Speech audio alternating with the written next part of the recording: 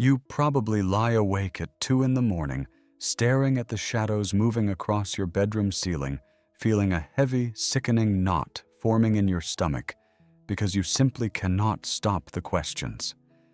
The entire house is completely quiet. The streets outside are empty, but your mind is unbearably, relentlessly loud. You wonder, in the isolation of that darkness, if you are the only person on earth who feels this profound sense of disconnection. You wonder if God is angry with you for the intrusive thoughts you cannot seem to control, the whispers that creep in when the daytime noise finally stops. You have been taught your whole life, from the very first time you sat in a Sunday school classroom, that doubting the divine is a terrible, unforgivable sin. You have been told repeatedly and with absolute certainty that if you just have perfect faith, you will be rewarded with perfect peace.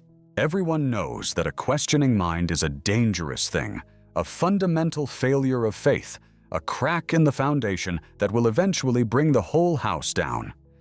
That is the first layer. It is the surface truth you have carried with you for decades.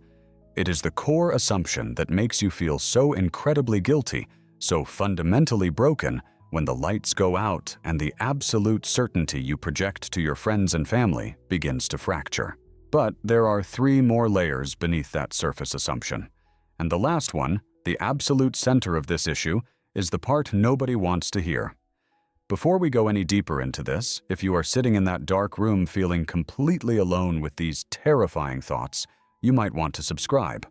The algorithm only shows the next layers to people who signal they are ready to question the things they were told never to question. And in these next layers is where the situation gets genuinely, profoundly uncomfortable. I know that 2 in the morning feeling intimately better than I know my own reflection. I am 67 years old. I taught high school history for 35 years right here in Knoxville, Tennessee. For 22 of those years, I was a deacon at my local church. I was the man people looked to for solid, unshakable certainty. I was the guy holding the offering plate, the man praying over the sick, the pillar of the community who supposedly had all the answers neatly categorized and cross-referenced in my leather-bound Bible. But when my wife passed away, that absolute certainty died right alongside her. I would sit alone on my wooden porch in the middle of the night, listening to the crickets humming in the heavy, suffocating southern heat, feeling a terrifying, hollow emptiness where my faith used to be. I thought I was losing my mind. I thought I was committing an eternal sin just by letting my brain ask where she actually was, and why the heavens felt like a vault of solid iron. But if you look closer at what is actually happening to you in those early, lonely hours, it is not exactly what you have been led to believe.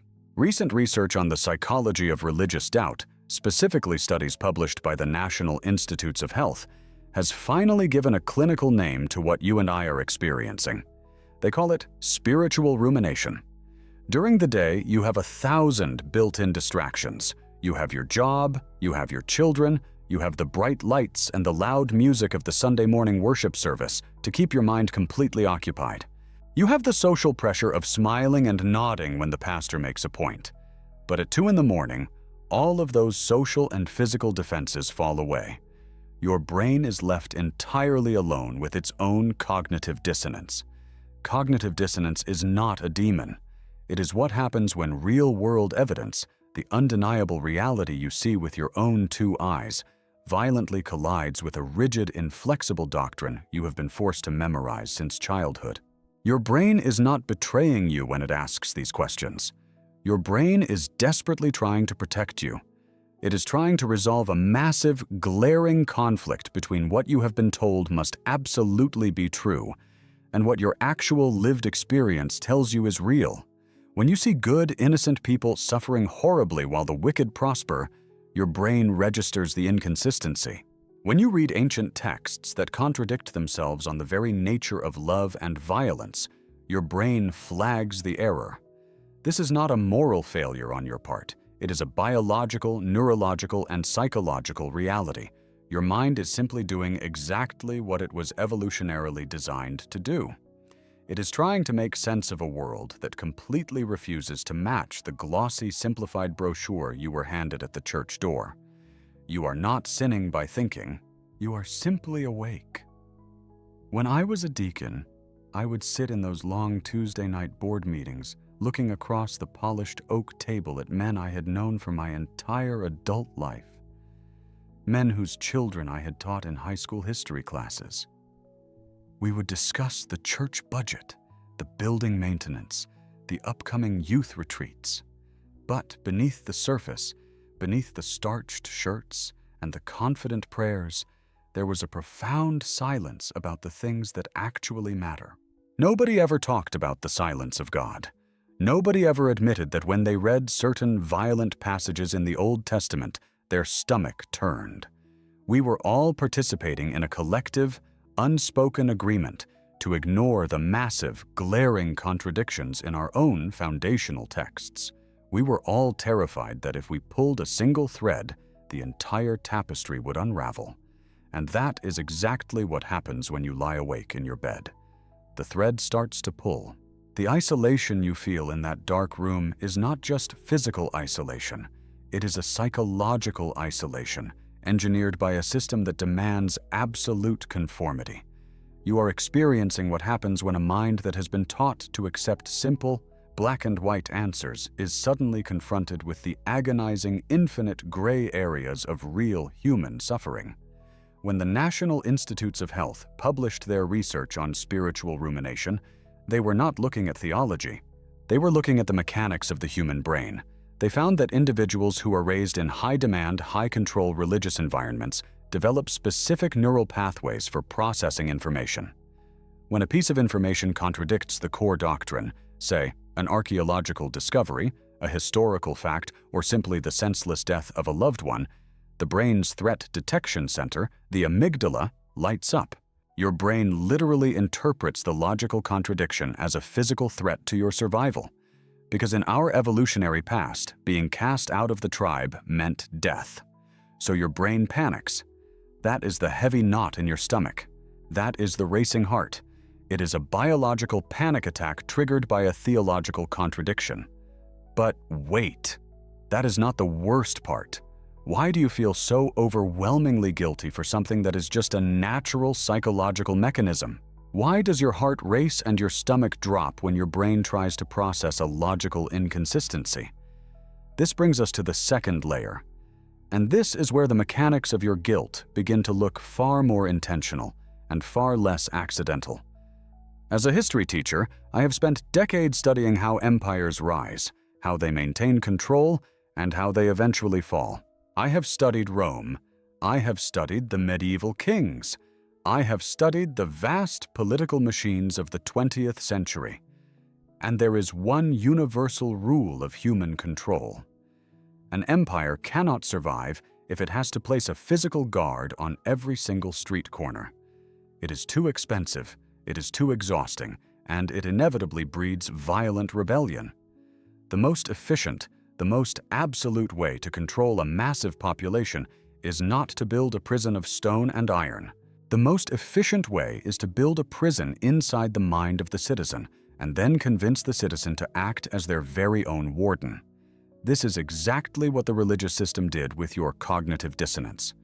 Over centuries of institutional refinement, the architects of doctrine realized that human beings are naturally curious. They realized that people will eventually notice the contradictions in the texts, the historical inaccuracies, the blatant hypocrisy of the leadership. They knew they could not answer every logical question because the answers simply do not exist.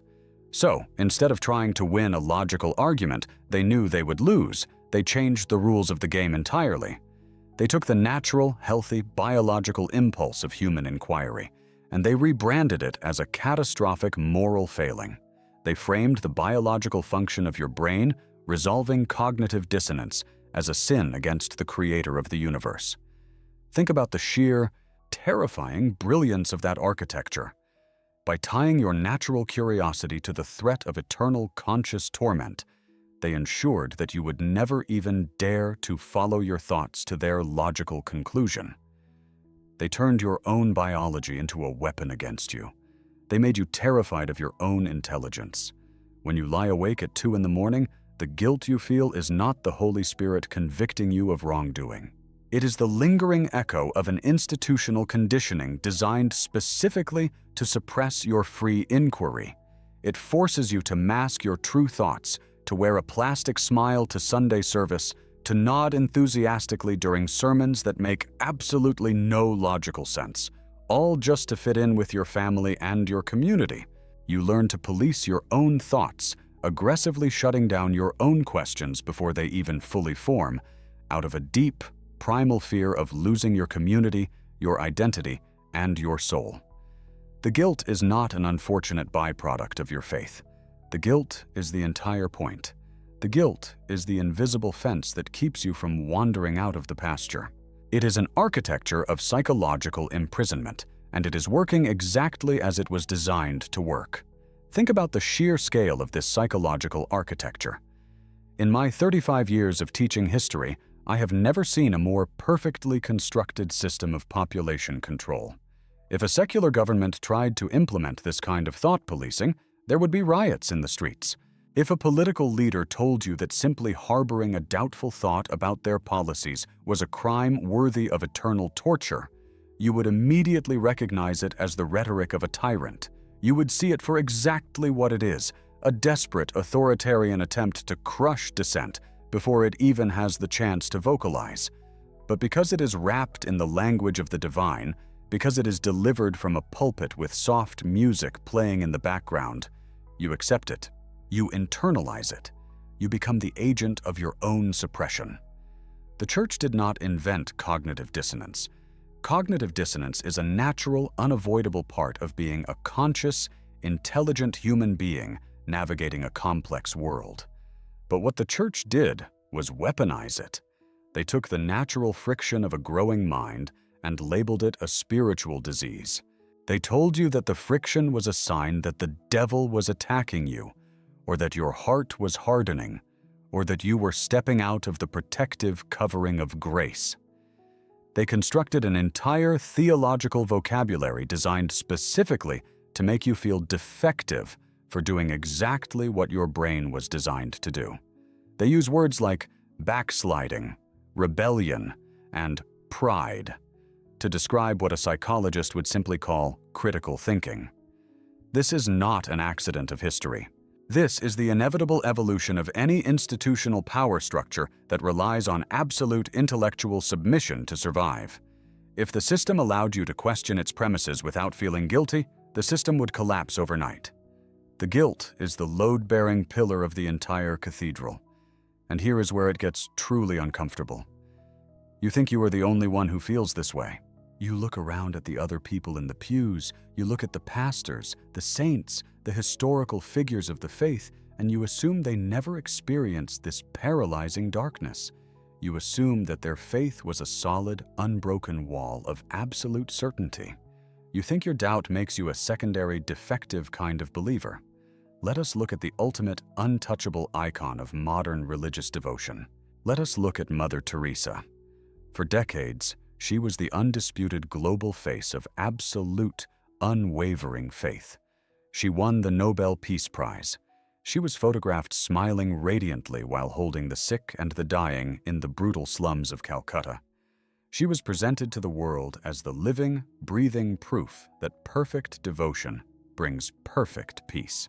The narrative was that her connection to God was so pure, so unbroken, that she could face the worst horrors of human existence with a joyful heart. But in the year 2007, long after her death, a collection of her private letters was published against her explicit wishes. The book was called Come Be My Light, and those private, desperate letters revealed a reality that the Church tried very hard to keep hidden from people, exactly like you. For almost 50 years, for half a century of her life, Mother Teresa suffered through a devastating, agonizing spiritual darkness. She wrote that she felt completely, utterly abandoned by God.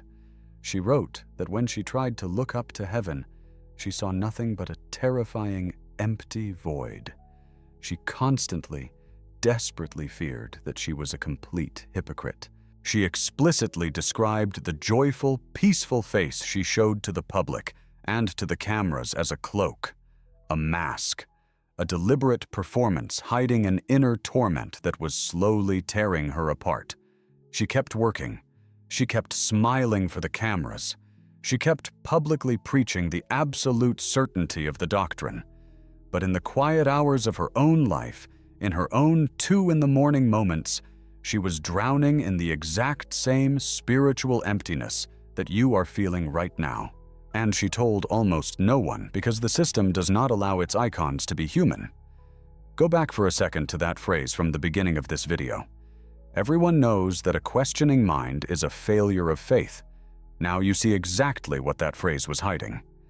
The person they held up as the ultimate, undeniable example of perfect faith was doubting just like you. She was experiencing the exact same cognitive dissonance, the exact same terrifying silence from the heavens. The official version of her life, the version where she had no doubts and perfect peace, was incredibly convenient for the institution that needed a symbol of unwavering submission. The official version was the version that needed to be true. But it was not the version that was actually true. If the most celebrated saints in modern history felt the exact same crushing doubt that you feel, then the entire narrative that perfect faith equals perfect peace is a fabricated institutional lie. The leaders of the system know it. The historical figures knew it. They all experience the same silence. But they maintain the mask. They keep up the performance, because the performance is what keeps the entire system running, and the performance is what keeps you feeling guilty enough to stay in line. When the letters of Mother Teresa were finally released to the public, the religious establishment was thrown into a state of absolute panic. They desperately tried to reframe her 50 years of agonizing doubt as a special mystical trial sent by God to purify her soul. They tried to spin her profound psychological suffering into just another shiny badge of holiness. They could not afford to let the public see the truth for what it actually was. The truth was that the woman they had elevated to the status of a living saint was walking through the exact same terrifying, hollow landscape of cognitive dissonance that you walk through every single night. She wrote to her spiritual directors begging for answers. She wrote that her soul was like a block of ice. She wrote that she felt like a hypocrite every single time she stood in front of a crowd and spoke about the love of God, because internally she felt absolutely nothing. No presence, no comfort, no answers. Just an echoing, terrifying silence. For 50 years, she woke up, put on her habit, and went out into the streets to do the work, all while carrying a crushing internal weight that she was never allowed to speak about publicly. This is the ultimate tragic irony of the religious system. It forces its best, most compassionate, most dedicated people to live a lie. It demands a level of intellectual and emotional certainty that is simply not compatible with the reality of the human condition. And when you inevitably fail to achieve that impossible certainty, it isolates you. It makes you feel like you are uniquely broken. Mother Teresa was surrounded by thousands of adoring followers. She was praised by presidents and popes, yet internally she was completely, utterly alone, trapped in a prison of silence built by the very institution she served. When I finally realized this, sitting on that porch in Knoxville, it did not happen all at once. The conditioning was too deep. I remember the exact moment the guilt finally broke. I was looking out at the streetlights reflecting off the damp pavement, and for the first time in my life, I allowed myself to just simply not know the answer. I stopped trying to force the pieces of a broken puzzle together. I stopped apologizing to the empty sky for having a functioning brain. And the sky did not fall. The earth did not open up to swallow me.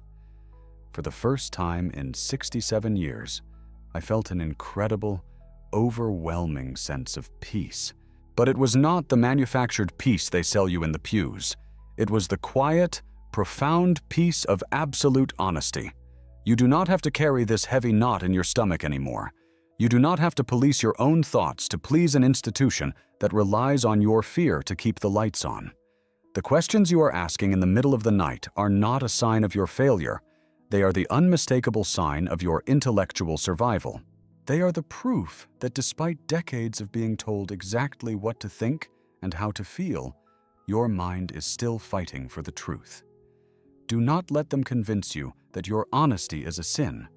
Do not let them tell you that the dark night of the soul is a punishment. It is simply the space between the artificial lights of the cathedral and the real, vast, incredible reality of the universe. And if you want to understand how deep this conditioning goes, if you want to see exactly how they built the architecture of your guilt, that is what we do here. That is why we reconstruct these narratives. That is why I started pulling these threads. Because if I can save one person from spending 50 years wearing a mask like Mother Teresa did, then sitting alone on that porch in the dark was entirely worth it. You were right to question. You were only wrong about what to question. So the next time you find yourself awake at 2 in the morning, listening to the silence of the house and feeling that familiar wave of panic washing over you, I want you to actively reframe what is happening. Do not fight the thoughts. Do not pray frantically for the questions to go away. Recognize the guilt for exactly what it is: a conditioned reflex, a psychological tripwire installed by an institution that is terrified of your independence. When you start pulling at the threads of your faith, it is going to hurt.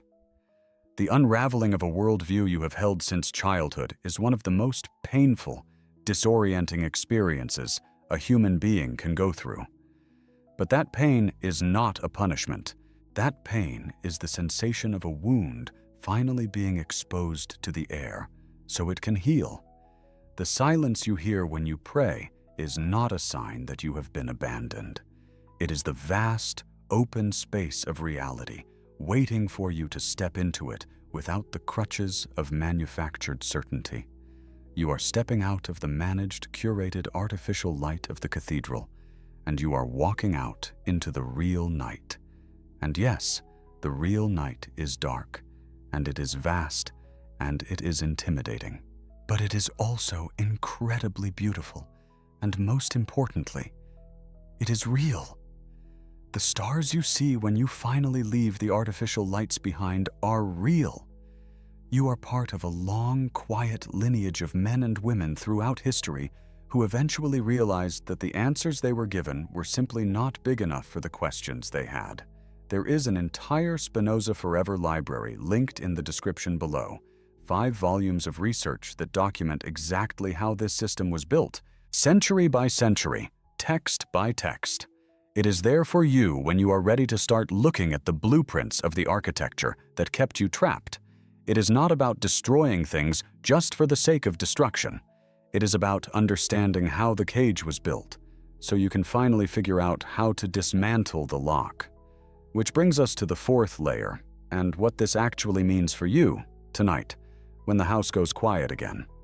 When you are lying awake at 2 in the morning, staring at the ceiling and feeling that heavy knot of anxiety, you need to understand that you are not broken.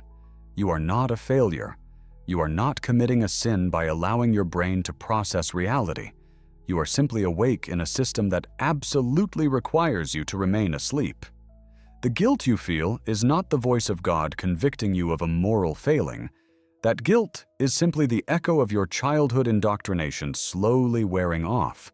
It is the growing pains of a maturing, expanding mind that is finally refusing to accept a simplified, inadequate answer to the massive complexities of the universe.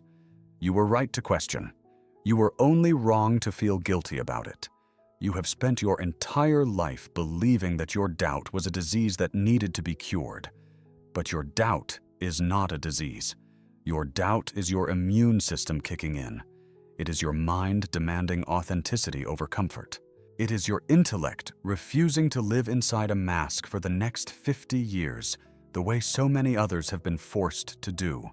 You do not have to wear the cloak. You do not have to pretend to be certain when you are not. There is a profound, terrifying freedom in finally admitting that you do not know, and that the people demanding your submission do not know either. You are not alone in this. There are millions of us. Sitting on porches, staring at ceilings, finally realizing that the cage door has been unlocked this entire time. If this video put a name to something you have been fighting alone in the dark, consider leaving a super thanks. You are not just a viewer of this channel. You are part of a community of people who are doing the incredibly hard, painful work of dismantling the conditioning we inherited. Supporting this channel means I can keep bringing these historical and psychological realities into the light without having to answer to any institution or any sponsor who wants to keep the narrative safe and comfortable. We are looking at the things they told us never to look at, and your support makes that possible. And before you go, I want to ask you something directly. I want you to leave a comment down below. Which layer of this reality surprised you the most? Was it the psychological reality of cognitive dissonance, the historical architecture of guilt, or the truth about the private letters? Let me know in the comments. We are reading them, and we are reconstructing this reality together. Take care of yourselves.